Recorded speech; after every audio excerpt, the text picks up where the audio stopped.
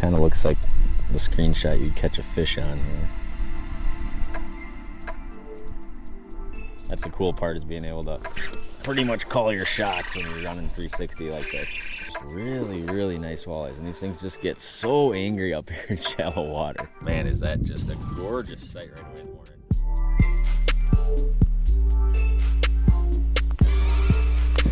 What is going on, guys? We are back with hopefully another video today.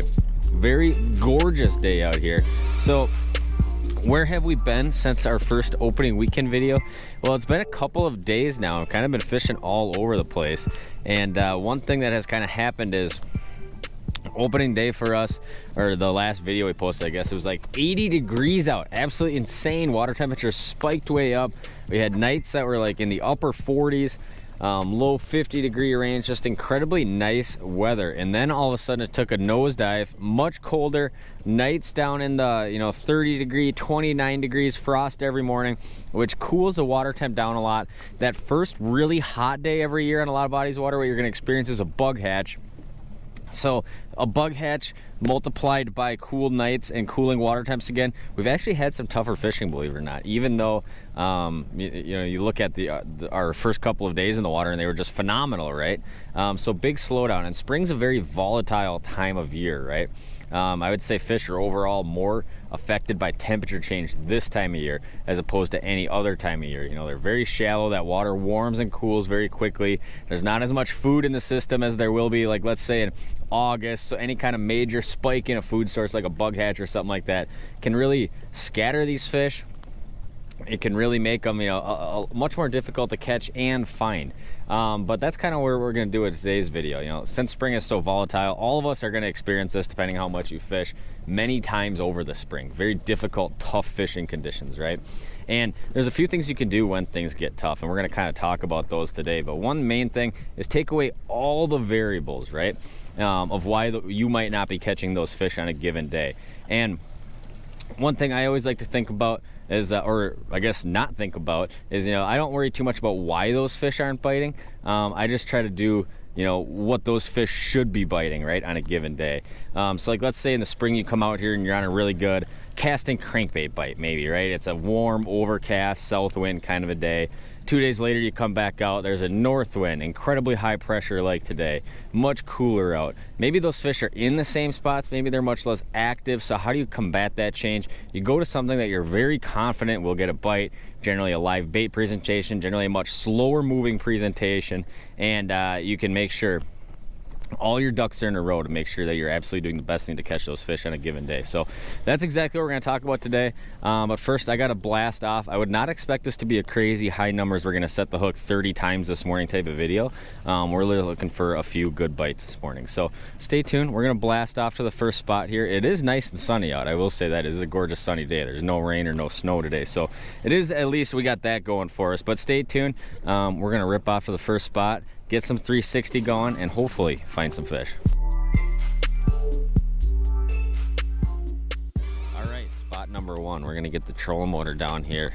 Now, one small thing that you can do to generally catch more fish in the spring is if you're fishing, or I guess if you're about to be fishing a spot where there's a highly likely chance you're gonna find fish in very shallow water, trolling motor up to that spot, right? There's no need to go blasting into that spot in 7 feet of water with the big motor and spooking those fish when the fish are already probably going to be in a pretty negative mood like they are today. So being a little bit more stealthy, cruising into that spot, trying to see those fish from a long ways away is definitely going to get you more bites.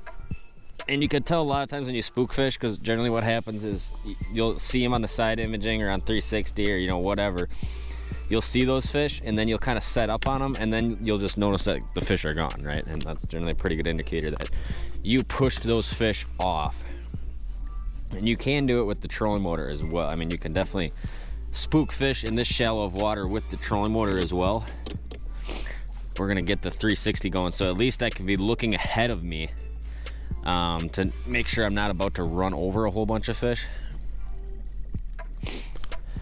Now, what are we going to be using for bait today? Well, we're going to be using a live bait presentation, a jig and a minnow. We're going to be fishing a light 1/4 ounce or 1/8 ounce Pendu jig, and I'll link these down below. Very cool jig that just came out this year. They kind of have this rotating hook like this. I don't know how well the GoPro's probably gonna pick that up, but you can see that jig head will stay stationary or move, which is really nice for crawling through rocks because you don't get snagged up as much. It's kind of like fishing like a swing head or something if you're a bass guy.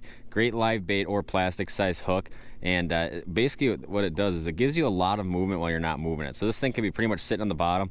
I'll twitch it, and that minnow will still have a lot of movement on there. And anytime the bite's tough or you're dealing with finicky fish, the more movement, especially in cold water, the more movement you can get without really moving your bait that far is generally the better. And we're gonna get a nice juicy fathead on here. Now, one big tip when you're rigging up your minnows, a lot of people I've seen hook minnows like this. This is less good. This falls off right away and not as good, right? I like to come in the mouth like this. Give me a second here. I'm trying to watch the GoPro and the hook at the same time here. In through the mouth, up through the skull. That will kill the minnow, but you do not need that minnow to be alive when you're jigging it. All the action of this minnow will be imparted with the rod, so I'm not super concerned about making sure this minnow's alive.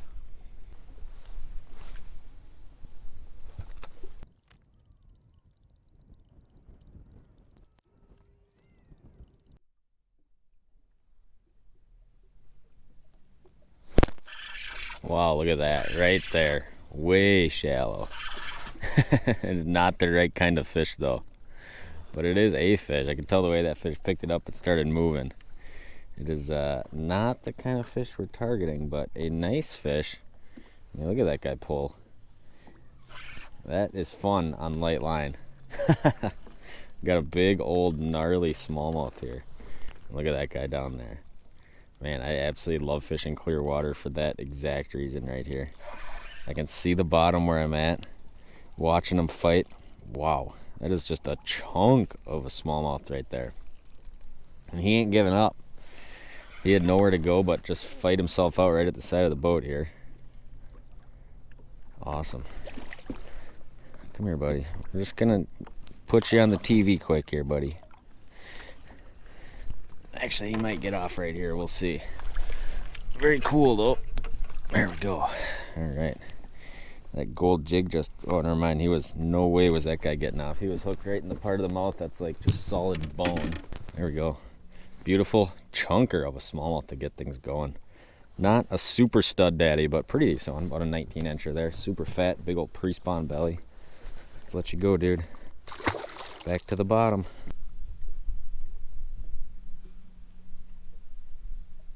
Oh, there's something.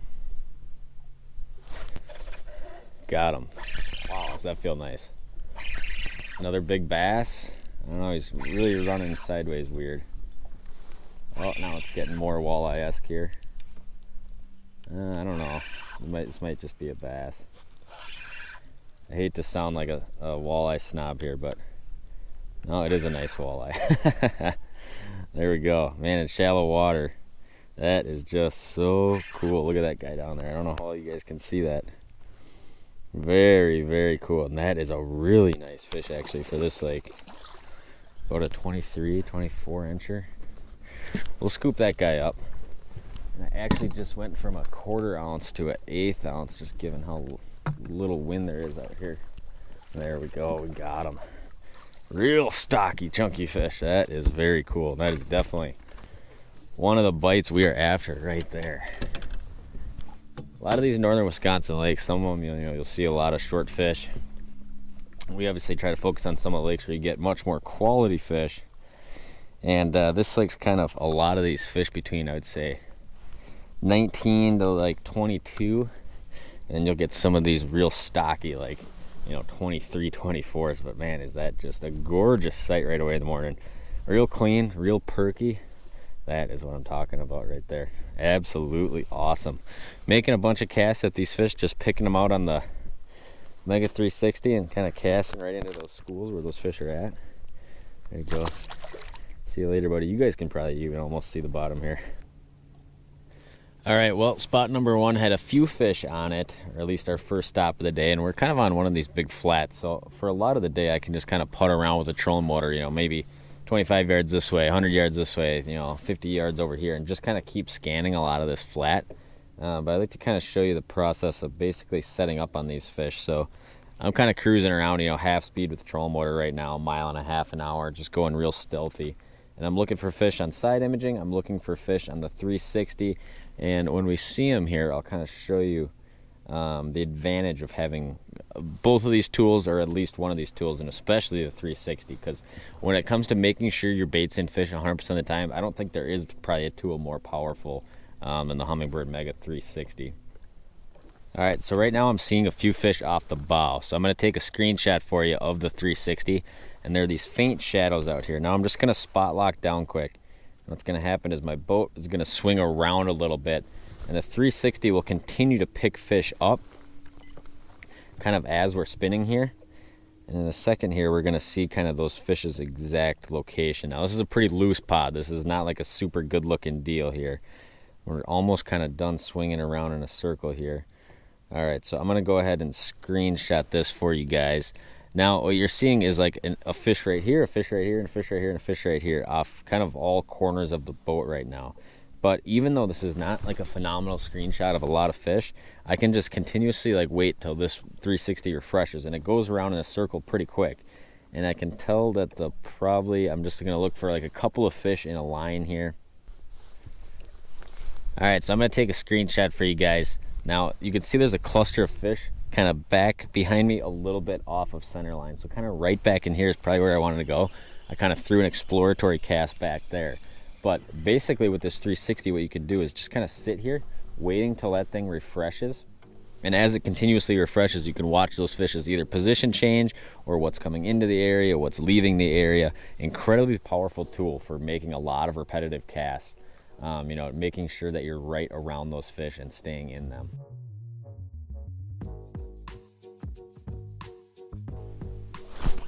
Oh, right there, had one. Dang it.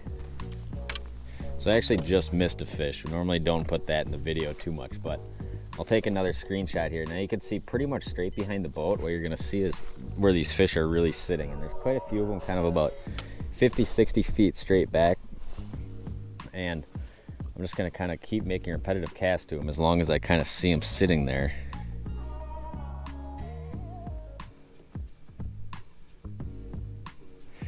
Good news is the first cast to that pot of fish, we had a bite. So I probably should have dropped my rod, let them eat it for just a second.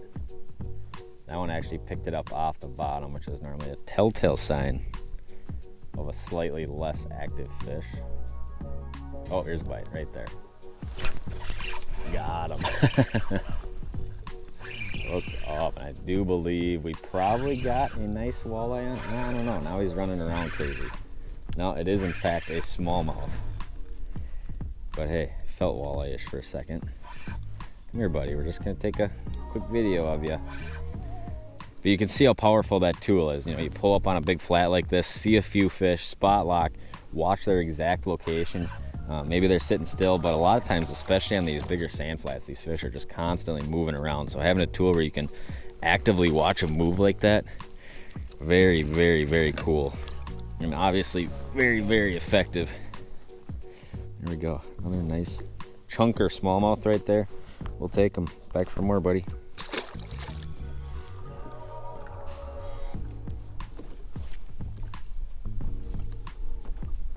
Got a pretty decent little pod kind of right over out in here. Some of them close to the boat, some of them about 60, 70 feet out.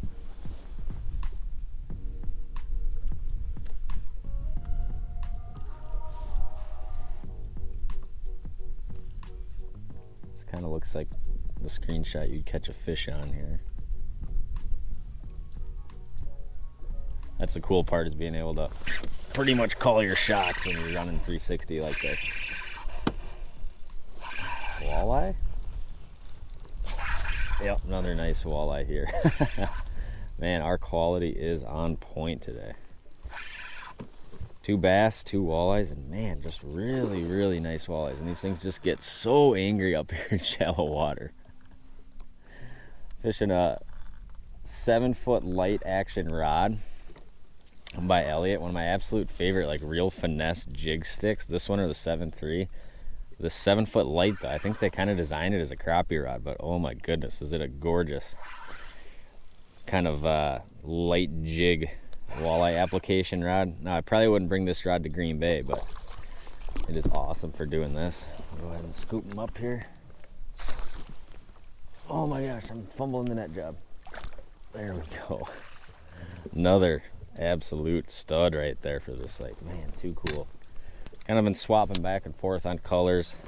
Anytime I think the bite's real negative, I'll normally switch up a bunch. And we're kind of fishing a gold quarter, and we went to a kind of a bluish quarter. Now we're back to a gold 1/8 ouncer right there. A little Pendu jig, but there we go. Man, just gorgeous, gorgeous walleyes right there. I mean, that is just too much fun way up shallow like this. And you can see with that 360, you can pretty much call your shots when you think you're gonna catch a fish. There we go. Let's let that guy go. Absolutely awesome right there. So we kind of briefly touched on it. But basically our setup we're fishing with Piscifun Carbon X 2000 on there. If you guys want to pick one up, I'll throw a link down below, a discount code. 10 pound, everybody asks, always asking what kind of braid we're using. I've been using the same braid for a long time, and it is hands down my favorite braid, especially in the 10 pound variety, or a lot of your lighter lines. That is the Suffix Performance braid. It's actually one of their cheaper braids, but it's very, very supple. I just can't, there's just no bad things I have to say about this stuff. There's a lot of other really light diameter braided lines that you might get a lot more wind knots. This stuff, it just does not happen with that much. Very good life on it, and that's pretty much always what all my braids are. Elliott 7-foot light fast. I'll link this down below as well if you want to get one. You might have to get on a list to get one of these, but well worth the wait on these for sure. Phenomenal, very light jig rod. And then a 1/4 ounce or 1/8 ounce Acme Pendu jig, and with that little swinging hook on there. Absolutely killer setup. Now, whenever you have things get tough, you want to provide as much hang time as a jig as possible. So a couple days ago out here, we could have got bit on something like this, a 4.5 inch paddle tail with a 3/8 ounce head and 5 feet of water. When things get tough, always go with a lighter jig, and generally live bait's my go-to. We're fishing 1/8 ounce. These Pendu jigs, absolutely great jigs for live bait, and just a lot of movement coming off that jig. So that's kind of the setup there. Like I said, a lot of times you can get on these flats like the last video I posted where you're just bombing swim baits all over the place, or blade baits or rattle baits catching fish. Other days like this, when you got to make a lot of repetitive casts of those same fish, light line, go down all the way down to that 6-pound fluorocarbon leader. Take all the variables away from what might be making fishing more difficult, right? Make sure all of your casts are directly in fish. Go down to a lighter jig, do all of the things right, and that is generally how you overcome a tougher bite.